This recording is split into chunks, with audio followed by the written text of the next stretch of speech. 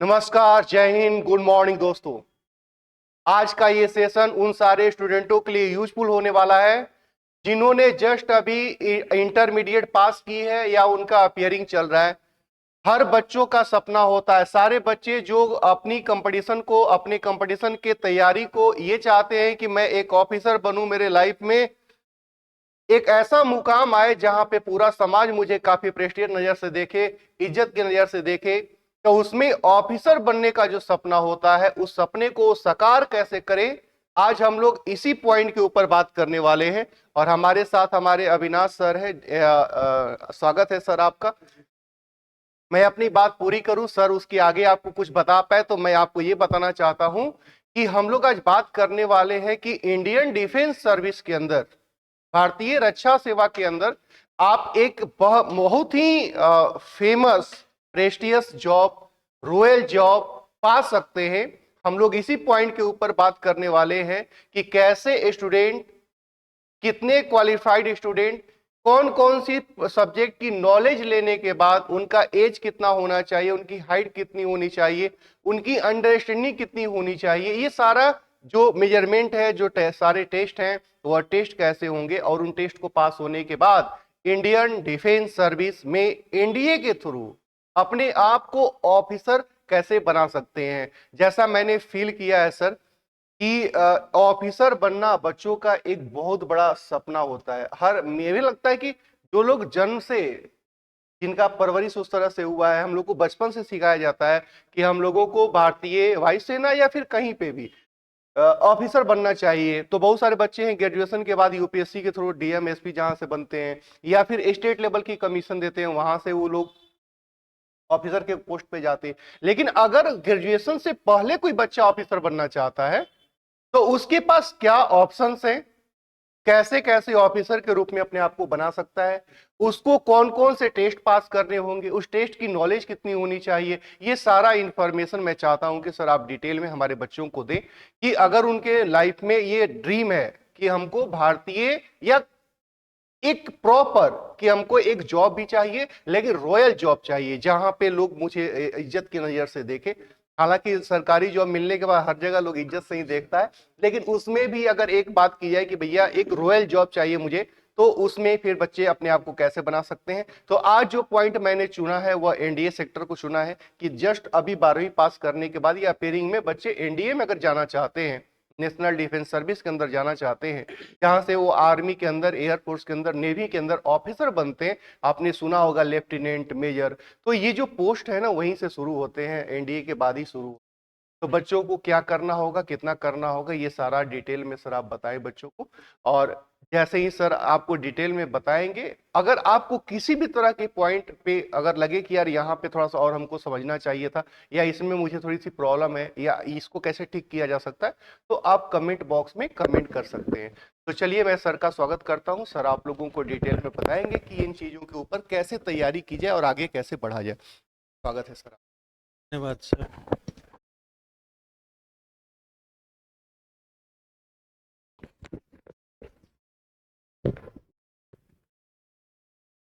नमस्कार दोस्तों, जय हिंद। आज हम लोग चर्चा करने वाले हैं एनडीए के बारे में। एनडीए क्या है, इसके लिए क्या इसकी योग्यता होती है, बच्चों के पास किस तरह का एजुकेशनल, किस तरह का फिजिकल पैरामीटर्स, स्टैंडर्ड्स होने चाहिए, इसके बारे में सोचने से पहले, है ना। तो सबसे पहले मैं आपको बताना चाहूँगा हमारे उन बच्चों को खास करके जिन्होंने इस साल इंटरमीडिएट का एग्ज़ाम दिया है, चाहे किसी भी बोर्ड से हो, वो स्टेट बोर्ड से हैं, वो आईसीएससी से हैं, वो सीबीएसई से हैं, कोई दिक्कत नहीं है। जिन्होंने भी 12th का एग्ज़ाम दे दिया है उनके लिए ये ज़्यादा लाभदायक तो किसी के लिए भी है, जो जानकारी हमेशा लाभदायक ही होता है, लेकिन जिन्होंने 12th का एग्ज़ाम इस दफ़ा दिया है उनके लिए ज़्यादा लाभदायक होगा। और वे जो अभी 10th में है या इस साल 10th का बोर्ड दे रहे हैं, उनके लिए भी अपना आगे का फ्यूचर स्ट्रैटेजी निर्धारण करने में, डिसाइड करने में ये वीडियो काफ़ी सहायक होगा। ठीक है, तो बात करते हैं आज हम एनडीए की। एनडीए है क्या? एनडीए नेशनल डिफेंस एकेडमी का शॉर्ट फॉर्म है। ये यूनियन पब्लिक सर्विस कमीशन यानी कि यूपीएससी के द्वारा आयोजित किया जाने वाला, लिया जाने वाला एक एग्जाम का नाम है, जो साल में 2 दफे आयोजित की जाती है, साल में 2 बार होता है। एक जो आप नवंबर दिसंबर के महीने में फॉर्म शुरू हो जाता है और आपका अप्रैल में एग्जाम हो जाएगा, दूसरा सितंबर में एग्जाम होता है। 2 बार एग्जाम लिया जाता है एनडीए के लिए। एग्जाम में होता क्या है, एनडीए है क्या? तो दोस्तों, जब आप 12th पास करते हैं, इसका एजुकेशनल क्राइटेरिया, एजुकेशनल पैरामीटर है कि बच्चों को 12th पास होना चाहिए और उसमें भी साइंस स्ट्रीम। ठीक है, इस बात का ध्यान रखना है कि आपका स्ट्रीम साइंस हो, आर्ट्स वाले नहीं आएंगे, इस साइंस स्ट्रीम हो। तो जब आप इंटरमीडिएट पास करते हो, जब आप +2 कर जाते हैं, तो आपके पास कैरियर ऑप्शन के रूप में भारत सरकार का एक विभाग, रक्षा विभाग, मिनिस्ट्री ऑफ डिफेंस जो होती है, उसमें एक बहुत बड़ा अवसर आता है एनडीए के थ्रू। हालांकि और भी निचले स्तर पे, निचले स्तर कहने का मतलब पोस्ट के हिसाब से हुआ, निचला स्तर नहीं होता है। पोस्ट में जैसे एयरफोर्स, आर्मी, नेवी का अपना अग्निवीर वाला योजना, वायुवीर वाला योजना है, उसमें भी लोग बनते हैं, तो उस हिसाब से होता है। बट आज बात एनडीए की हो रही है, इसलिए मैं उसी के बारे में कहूंगा कि भारत सरकार के रक्षा विभाग में एक अलग सेक्टर है जो लाइफ के हिसाब से भी, करियर के हिसाब से भी, अपॉर्चुनिटी के हिसाब से भी ये एनडीए है। यूपीएससी इस एग्जाम को कंडक्ट कराती है। 12th पास बच्चे चाहिए उनको, उनका साइंस स्ट्रीम होना चाहिए। ये भारत के तीनों सेनाओं, एयरफोर्स, नेवी और आर्मी में ऑफिसर बनने का रास्ता है और कोई रास्ता नहीं है। अगर आप रक्षा विभाग में ऑफिसर बनना चाहते हैं, आप भारतीय वायुसेना, भारतीय थल सेना और जल सेना, इन तीनों में से किन्हीं में अपना career as an officer start करना चाहते हैं, तो आपके पास इंटर पास करने के बाद यही ऑप्शन है, जिसका नाम है एनडीए। इंटरमीडिएट साइंस स्ट्रीम से होना चाहिए। यही एकमात्र एंट्री का रास्ता है जो आप भारतीय सेना में, जो आपको ऑफिसर बनाएगा। तीनों अंग में, भारतीय सेना के तीनों अंग, वायुसेना, थल सेना और जल सेना।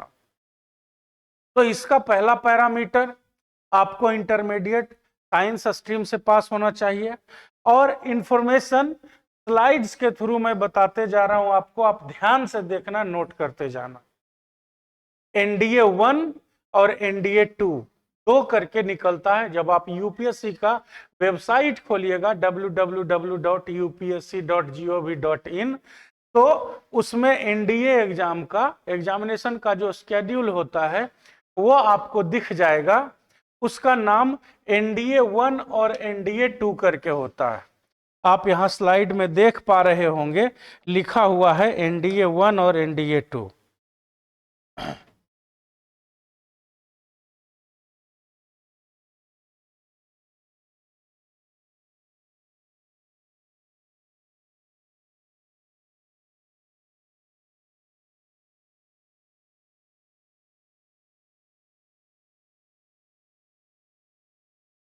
तो आप देख रहे होंगे एनडीए 1 है ना, ये, और एनडीए 2।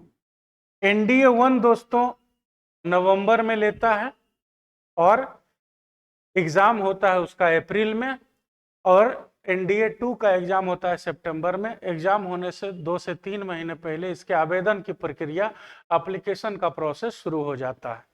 2 बार एग्जाम लेता है और एग्जाम कंडक्टिंग अथॉरिटी जो होता है वो देखो होता है यूपीएससी। तो union public service commission, UPSC में जाने का ये +2 लेवल पे, इंटरमीडिएट लेवल पे ही सुनहरा मौका है। बहुत लोगों का ये मन रहता है, ये इच्छा रहता है, उनके गार्डियन का इच्छा रहता है कि तुम यूपीएससी, जिसका सिनोनिम आईएएस बन गया है। एक्चुअली यूपीएससी के अंदर बहुत सारे पोस्ट होते हैं। यूनियन पब्लिक सर्विस कमीशन का जो एग्जाम होता है पब्लिक सर्विस कमीशन के लिए, उसके अंदर बहुत सारे पोस्ट होते हैं, लेकिन उसका एक सिनोनिम एक्रोनिम बन चुका है आईएएस, आईएएस जिसे कहते हैं। लेकिन ये जो है रक्षा विभाग का उसी स्तरीय पोस्ट पे आपको लेके जाता है। भारतीय रक्षा के भारतीय सेना के जो तीनों अंग हैं उसमें जाने का +2 लेवल पे, इंटरमीडिएट लेवल पर से ही यहां से आपका रास्ता खुल जाता है। 2 बार एग्जाम होता है नेशनल डिफेंस एकेडमी का, यूपीएससी एग्जाम कंडक्ट करवाती है। पहला अप्रैल में उसको एनडीए 1 बोलते हैं और दूसरा सितंबर में उसको एनडीए 2 बोलते हैं, ठीक है ना। एनडीए 1 का एप्लीकेशन प्रोसेस 20 दिसंबर 2023 को नोटिफिकेशन रिलीज हुआ था। ऑनलाइन एप्लीकेशन भी 20 दिसंबर 2023 से शुरू हो गया और लास्ट डेट था 9 जनवरी। इस स्लाइड में आप देख सकते हो सिलसिलेवार ढंग से एक एक करके सारा इंफॉर्मेशन दिया हुआ है आपके अनुसार से, कब डेट रिलीज हुई नोटिफिकेशन की, कब लास्ट डेट था और कब किस महीने में अवेलेबल होगा एडमिट कार्ड और कब एग्जाम होगा, वो सारा का सारा डिटेल इसमें दिया हुआ है। ये है एनडीए 1, ठीक है। आगे आप देखेंगे कि किस तरह से आप अप्लाई करेंगे। तो जब आप upsc.gov.in, जो अभी हमने आपको वेबसाइट का नाम बताया, इसको आप खोलेंगे तो वहां पे एनडीए का जब सेक्शन क्लिक करेंगे, एनडीए करके ही लिखा हुआ रहेगा, उस पर जब क्लिक करेंगे तो आगे उसका खुल जाएगा पोर्टफोलियो, उसका पेज उसका खुल जाएगा और उसमें आप अपना डिटेल देके यूजर आईडी पासवर्ड जनरेट करेंगे और उसके बाद पूरे फॉर्म को सावधानी से जो डिटेल्स मांग रहा होगा वो डिटेल डाल के हम भरेंगे। सारा डिटेल आपके सामने लिखा हुआ, इसलिए हमने स्लाइड बनवा ली है ताकि वीडियो के दौरान आप इसको रोक करके पॉज करके देखना चाहें, स्क्रीनशॉट लेना चाहें तो आराम से कर सकते हैं। फॉर्म कभी भी हड़बड़ी में नहीं भरना चाहिए। एक छोटी सी गलती और पता चला कि आखिरी में जब सिलेक्शन का वक्त आया तो गलत इंफॉर्मेशन के चलते कुछ इधर उधर हो गया, इसलिए बड़ी सावधानी से सारा डिटेल हमने आपके लिए निकाला है। इसको अच्छे से देखिएगा, अच्छे से पढ़िएगा। एनडीए 2 अभी आपके जोन में है, जो इंटरमीडिएट अभी पास हुए हैं और जिन्होंने एनडीए 1 के लिए अप्लाई नहीं किया था उनके लिए एनडीए 2 बचा हुआ है। सेम इंफॉर्मेशन है, खाली तारीख बदल जाएगी, ठीक है। अब क्या है, जो हमने आपको शुरुआत में ही बताया कि यहां से हम कहां कहां जा सकते हैं।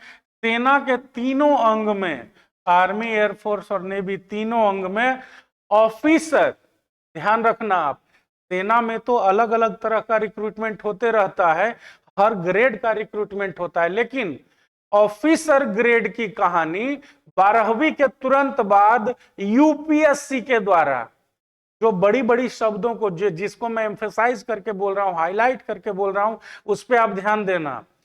सिर्फ 12वीं पास होना चाहिए साइंस स्ट्रीम से और 12वीं के ठीक बाद यूपीएससी आपको भारतीय सेना के तीनों अंग में से किसी में भी ऑफिसर बन के जाने का मौका देती है, ठीक है।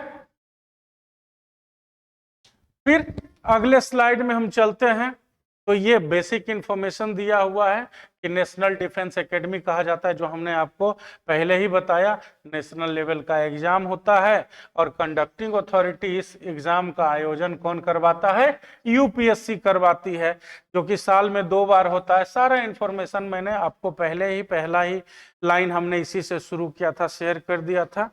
ये जो एग्जाम होता है दोस्त, वो पेन पेपर बेस्ड होता है, कंप्यूटर बेस्ड टेस्ट, सीबीटी नहीं होता है, ये पेन पेपर होता है। क्वेश्चन पेपर आपको मिलेगा और उस पर आपको सॉल्यूशन बनाने होते हैं क्वेश्चंस के, और फिर बबल रंगने वाला जो आंसर करने वाला होता है वो सीट दिया जाता है, वो जमा कर लिया जाएगा और क्वेश्चन पेपर वापस आपको दे दिया जाता है। आप क्वेश्चन पेपर को घर लेके आ सकते हैं, आंसर सीट को वहां पे वो जो रहता है वो जमा करना पड़ता है, ठीक है ना। जब आपका टेस्ट हो जाएगा तो टेस्ट के बाद आपका इंटरव्यू होता है। अब इंटरव्यू को हम लोग क्या कहते हैं, इसके इंटरव्यू का एक अलग नाम है, उसको क्या कहते हैं, एसएसबी। इसमें एसएसबी होता है। अब इंटरव्यू क्या है, इंटरव्यू का जनरल कॉन्सेप्ट क्या है कि इंटरव्यू का डेट आपको मिला, आप अपने पेपर के साथ गए, सारे डॉक्यूमेंट के साथ गए और वहां पे 1 घंटा आधा घंटा जो भी सेशन रहा, जैसा उपयुक्त समझा गया इंटरव्यूअर के द्वारा, आपका इंटरव्यू हुआ और आपका आगे का प्रोसेस शुरू हो जाएगा। लेकिन इसमें एसएसबी होता है। ये पूरा का पूरा प्रोसेस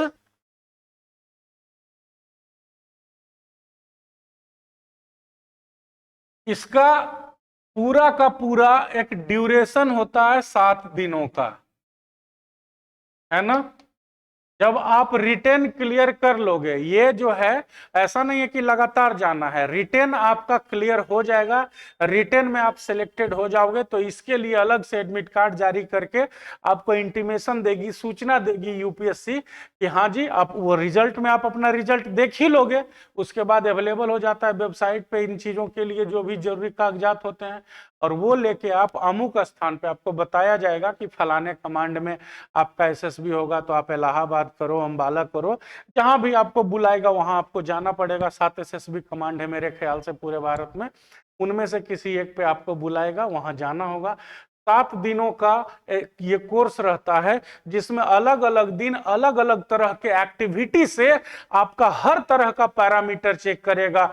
आप मेंटली कैसे हैं, सोशली कैसे हैं, इंटेलेक्चुअली कैसे हैं, फिजिकली कैसे हैं, आप दुनिया समाज के बारे में क्या सोचते हैं, ग्रुप एक्टिविटी आपका कैसा है, टेक्नोलॉजी का नॉलेज कैसा, ये हर तरह के वो अपने लेवल पे टेस्ट लेगा और हर एक लेवल के बाद रिजेक्शन या सिलेक्शन का बनते रहता है और 7वां दिन फाइनल होता है। तो एसएसबी का खास करके एक एसएसबी के ऊपर हम लोग अलग वीडियो लेके आएंगे जिसमें सारा कुछ आपको इन डिटेल बताएंगे कि एसएसबी है क्या, इसमें क्या होता है। बहुत सारी भ्रांतियां समाज में फैली हुई है कि इसमें तो दिन रात इंग्लिश बोलना पड़ता है, इसमें तो थोड़ा सा अगर आपका एक्स है, वाई है, जेड है, कुछ भी है तो रिजेक्ट कर देगा, भगा देगा, पहले दिन भगा देता है, 5वां दिन भगा देता है। बहुत सारा जिसको जो समझ में आ रहा होता है बोल रहा होता है। उन सारे मिथ्स को, सारे भ्रम को क्लेरिफाई करने के लिए एसएसबी का एक अलग वीडियो आपके लिए हम लोग लेके आएंगे। खैर, जब रिटेन आपका हो जाएगा, रिटेन के बाद आपको एसएसबी से गुजरना पड़ता है और एसएसबी क्लियर करने के बाद जब आपका फाइनल सिलेक्शन होता है, जब आप ज्वाइन करने जा रहे होते हैं, तो जो मेरिट रैंकिंग बनती है, मेरिट रैंकिंग के थ्रू ही आपको तीनों में से कोई एक अंग प्रदान किया जाता है। माने थल सेना, जल सेना या वायुसेना, नौसेना, थल सेना या वायुसेना में से कोई भी एक आपका मेरिट के हिसाब से निर्धारित किया जाता है कि आप किसके लिए योग्य हैं, कितना मार्क्स प्राप्त करके इन सारी चीजें, सारे टेस्ट के बाद आपने कौन सा स्थान सिक्योर किया है। उस हिसाब से ये जो है, क्योंकि आप 12वां पास करके ही आते हैं, तो 12वीं के बाद तुरंत आए हैं आप, तो आप ऑफिसर बनने जा रहे हैं कि नहीं, तो सोचने की बात है कि आपको तो कम से कम ग्रेजुएट होना चाहिए। नहीं, मेरा मानना है और मैं जैसा जानता हूं कि किसी भी तरह का अगर आप ऑफिसर बन रहे हैं भारत में तो ग्रेजुएशन उसका मिनिमम क्राइटेरिया होता है, लेकिन यहाँ पे +2 के बाद ही ऑफिसर बन रहे हो, और वो भी कैसा, एक मतलब कि इतना प्रेस्टिजियस बात हो जाता है इंडियन आर्मी, एयरफोर्स और नेवी में ऑफिसर बनना कि आपके प्रति एक अलग नजरिया हो जाता है लोगों का समाज में। देखो, मैं किसी की तुलना नहीं कर रहा हूं, मैं एक अंदर से जो भावना लोगों की होती है और लोग का जो माइंडसेट है इसके पीछे, उसकी बात कर रहा हूं कि एक आदमी सिविल में कोई नौकरी लिया, कोई ब्लॉक में नौकरी कर रहा है, कोई शिक्षा विभाग में नौकरी कर रहा है, कोई इरिगेशन सिंचाई विभाग में नौकरी कर रहे हैं, इन सारे विभाग में भी क्लर्क होते हैं और ऑफिसर भी होते हैं। लेकिन अगर आप सेना का अंग हैं और उसमें ऑफिसर हैं, और उसका लेवल ही अलग हो जाता है, मतलब परसेप्शन लोगों का बदल जाता है, चश्मा ही बदल जाता है लोगों का आपको देखने का, आप कुछ अलग तरीके के हीरे लगने लगते हैं उनको। तो आपका ग्रेजुएट होना भी जरूरी होता है ना, कहेगा कि खाली 12th पास है, तो इसकी भी चिंता नहीं करनी होती है। एकेडमी, ऑर्गेनाइजेशन खुद आपको ग्रेजुएशन का सर्टिफिकेट भी देती है, और सर्टिफिकेट नहीं देती है, पढ़ाई भी करवाती है। जो ट्रेनिंग होता है हमारा, वो पूरा का पूरा वो कंप्लीट कोर्स को लेके चलता है। जब आप एसएसबी करके फाइनली ज्वाइन करने जाएंगे, तीनों में से जो भी सेना का अंग आपको अलॉट किया जाएगा, तो आपको फिर अगर आप आर्मी कैडेट बनते हैं तो आपको बीए बीएससी इसकी डिग्री दी जाएगी, कंप्यूटर साइंस का बीएससी डिग्री, या नॉर्मल जो होता है फिजिक्स केमिस्ट्री वाला बीएससी जो होता है वो, या फिर बीए का डिग्री दिया जाएगा। नेवी कैडेट जो होते हैं और एयरफोर्स के जो कैडेट होते हैं उनको बीटेक के बराबर की डिग्री दी जाती है।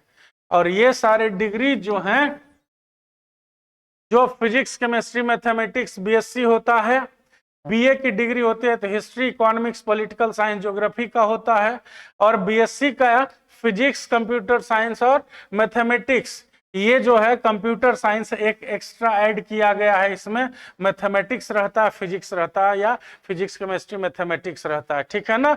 ये कॉम्बिनेशन आपको दिया जाता है। और ध्यान रखना आपको डिग्री कहां से मिलती है, देख लो, जवाहरलाल नेहरू यूनिवर्सिटी दिल्ली, जेएनयू। मतलब सोच लो कि एक बार एनडीए अगर आपका निकल गया सही में तो फिर प्रतिष्ठा की कमी नहीं रहती है।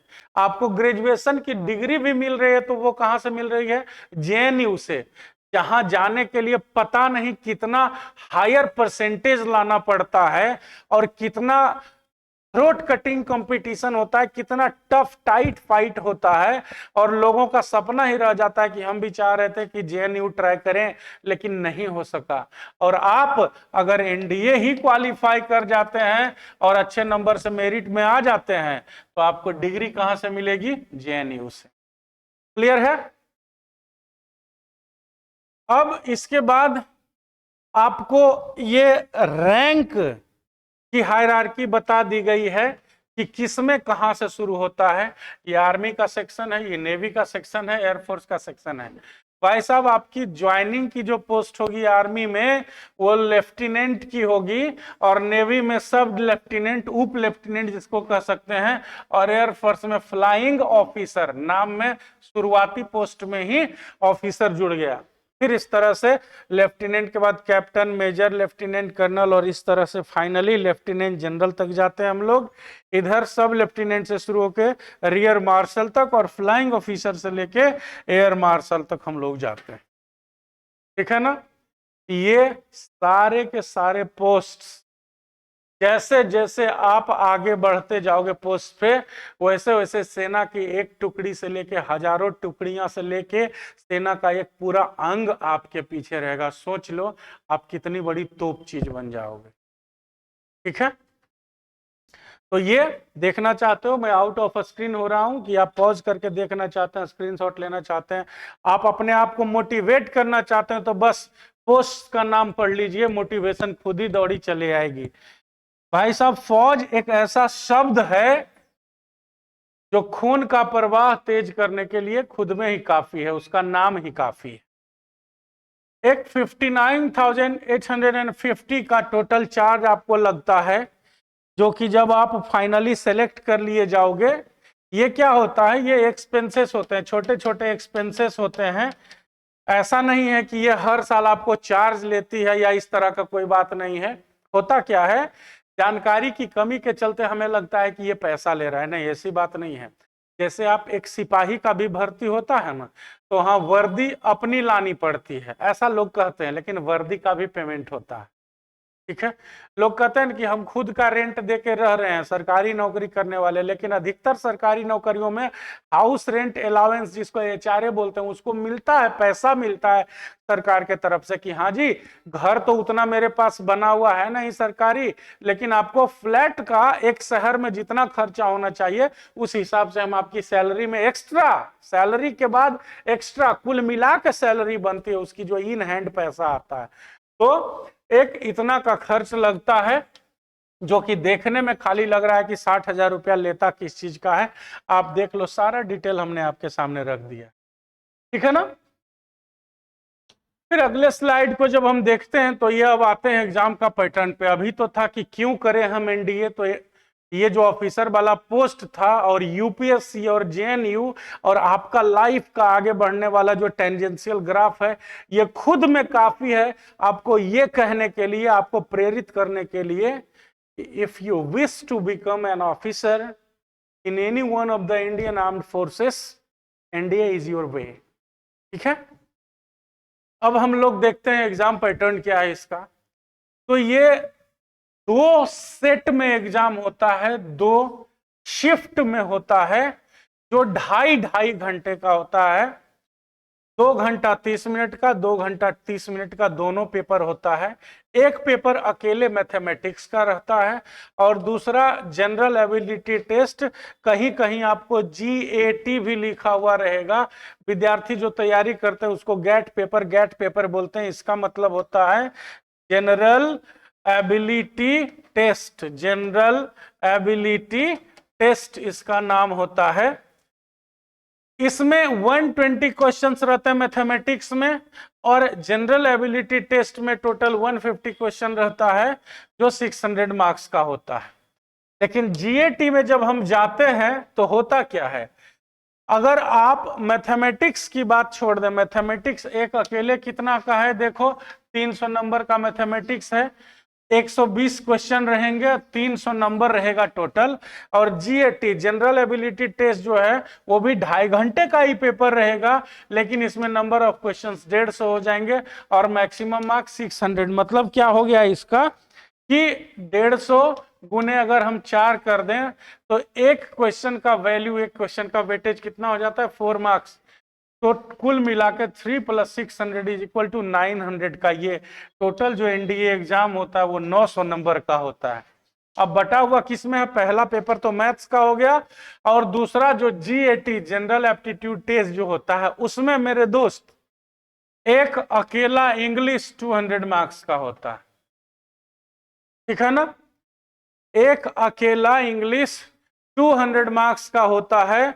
और उसके बाद जो सबसे बड़ा मार्क्स वाला होता है इंग्लिश के बाद वाला, वो होता है फिजिक्स, वो होता है 100 मार्क्स का। पूरे का पूरा 100 नंबर का फिजिक्स रहेगा, 200 नंबर का इंग्लिश, और उसके बाद बाकी जितने भी पेपर्स आते हैं, chemistry, general science, history, geography और करंट इवेंट्स। और ये जो हिस्ट्री, ज्योग्राफी और जनरल साइंस होता है और केमिस्ट्री, ये सारे के सारे आपको +2 लेवल तक ही रहेंगे मैक्सिमम। ठीक है ना, +2 इंटरमीडिएट लेवल का ही रहता है, उससे ज्यादा हायर लेवल का नहीं रहता है। तो ये सारा का सारा डिवीजन बना दिया गया है आपको पार्ट वाइज करके कि कौन सा सब्जेक्ट से कितना मार्क्स का पूछा जाएगा GAT जनरल एप्टीट्यूड टेस्ट में, जो कि टोटल 600 का होता है।